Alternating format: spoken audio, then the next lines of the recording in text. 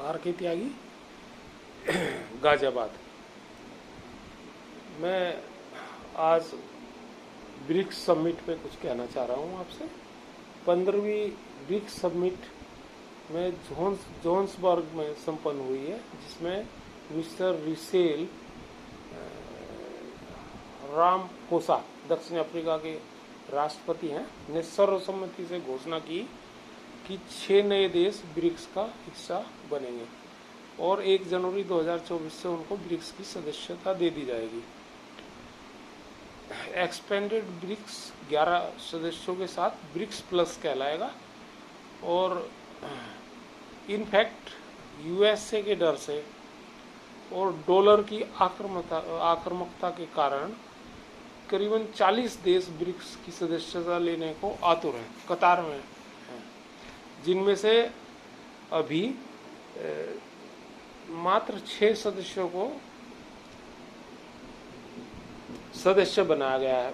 सदस्य बनाने के लिए अधिकृत किया गया है, स्वीकृत किया गया है, सर्वसम्मति से फैसला लिया गया है। ब्रिक्स में सदस्यता 5 देशों के संयुक्त सहमति के आधार पर दी जाती है। यद्यपि चीन तो लगभग 1 दर्जन सदस्यों को ब्रिक्स में शामिल करना चाहता था। रूस और चीन यूएसए के विरोध में ब्रिक्स का एक्सपेंशन चाहते हैं और उसको एक टूल बनाना चाहते हैं, यूएसए एंड एलाइज का विरोधी गुट, लेकिन भारत नहीं चाहता कि ऐसा हो। आरंभ में रूस और चीन, ब्राजील, भारत ये 4 सदस्य थे। बाद में इसके सदस्य अफ्रीका महाद्वीप का प्रतिनिधित्व न होने के कारण इसका सदस्य जो है दक्षिण अफ्रीका को भी शामिल किया गया था। अच्छा, सऊदी अरब आज की तारीख में चीन का बहुत अधिक सहयोगी है और पिट्ठू भी कह सकते हैं। हालांकि सऊदी अरब विकासोन्मुख अर्थव्यवस्था है और लगातार बढ़ने वाली अर्थव्यवस्था है। मिडिल ईस्ट में तेल की एक महाशक्ति है, स्ट्रेटेजिक पोजीशन का देश है और यूएसए के साथ रिश्ते पहले बहुत अच्छे हुआ करते थे, लेकिन अभी उस तरह से नहीं है, थोड़ा खिलाफ चल रहा है। चीन के खेमे का माना जाता है, परंतु भारत से भी अच्छे संबंध है। भारत सऊदी अरब को नहीं कर सकता था चीन के खिलाफ करके, क्योंकि उसकी एक स्ट्रेटेजिक पोजीशन है हर क्षेत्र में। अच्छा, यूएई एक सदस्य बना तो यूएई भारत के साथ बड़े अच्छे रिश्ते हैं और यूएई में करीबन 35% से ऊपर से अधिक भारतीय रहते हैं और यूएई को के सर्विस सेक्टर, प्रोफेशनल्स और व्यापार पर प्रभावी है। और लोग कहते हैं, खासतौर से साउथ ईस्ट एशियंस, पाकिस्तान और बांग्लादेश ये दूसरे कंट्री और भी, कि यूएई को भारत के लोग ही चला रहे हैं, क्योंकि भारत बहुत अधिक मेजोरिटी में और सब काम भारतीय करते हैं वहाँ पर।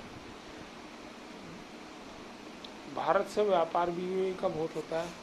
नंबर 1 पर अमेरिका है, नंबर 2 पर चीन, पहले चीन नंबर 1 पर होता था और नंबर 3 पर यूएई। बड़ा व्यापारिक भागीदारी है और इंपोर्ट भी बहुत करता है भारत से। अच्छा, अर्थव्यवस्था पर जो है तेल, टूरिज्म और रियलिटी सेक्टर का मुख्य अर्थव्यवस्था के तत्व हैं। चीन से भी ये ठीक ठाक संबंध है। ईरान, यूएस जो तीसरा सदस्य बना है, ईरान यूएसए के विरोध में, हमेशा से यूएसए के विरोध में, लगातार यूएसए का घोर विरोधी रहा है। चीन का पक्षकार है, कभी कभी चीन का पक्षकार नहीं भी होता, किंतु भारत से भी रिश्ते ठीक ठाक हैं। चाबहार बंदरगाह जो है उसमें भारत का भारी निवेश है और साउथ और ये मिडिल ईस्ट के साथ रास्ता ईरान के थ्रू ही भारत खोलता है अपना। अच्छा, चौथा देश इथियोपिया है, कोई विशेष महत्व का देश तो नहीं है, किंतु इथियोपिया में अफ्रीकन यूनियन का कार्यालय है, इसी कारण से इसको सम्मिलित किया गया हुआ। चीन का निकटतम है, उसके कर्ज जाल में भी फंसा हुआ है। छोटी अर्थव्यवस्था का लैंड लॉक्ड कंट्री है, बिना स्ट्रेटेजिक इम्पोर्टेंस के, लेकिन चलो इसको किया है इन्होंने, जो भी सोच के किया है। हालांकि उभरती अर्थव्यवस्थाओं का संगठन है ब्रिक्स, और अब ब्रिक्स प्लस। अर्जेंटीना है 5वां देश। भारत से डिफेंस पार्टनरशिप की नई बनी है इसकी, और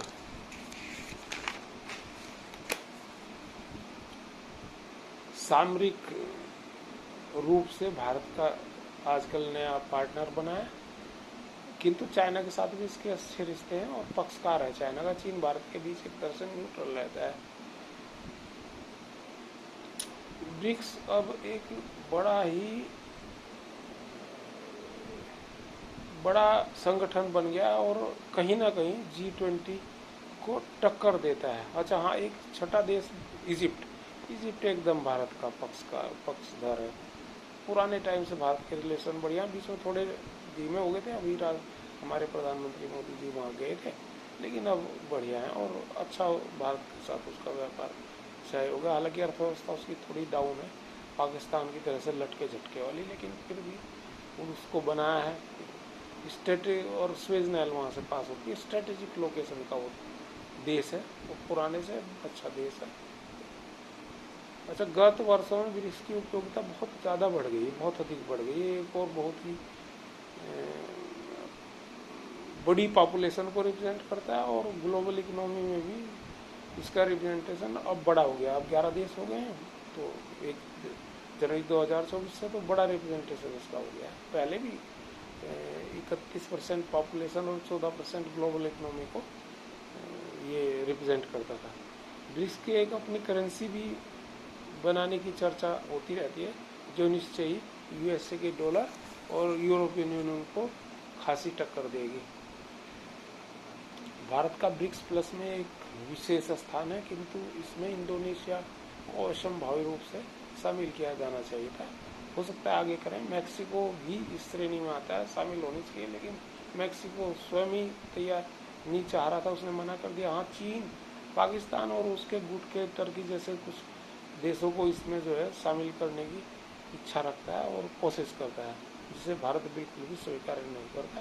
ब्रिक्स एक नया वर्ल्ड ऑर्डर और नई वर्ल्ड ऑर्डर की व्यवस्था के रूप में विकसित हुआ है और पिछले दिनों में इसने बहुत ही उत्तम तरीके से अपनी उपयोगिता सिद्ध करी है, और इसीलिए इसकी कतार में, इसको सदस्य प्राप्त करने की कतार में 40 देश है और भी संभवतः होंगे, और ये G20 को निश्चित रूप से टक्कर देगा और उससे भी आगे जाएगा, आगे नई वर्ल्ड ऑर्डर में।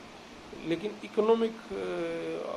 इकोनॉमी और अर्थव्यवस्था के आधार पर ही इसको बनाया गया है।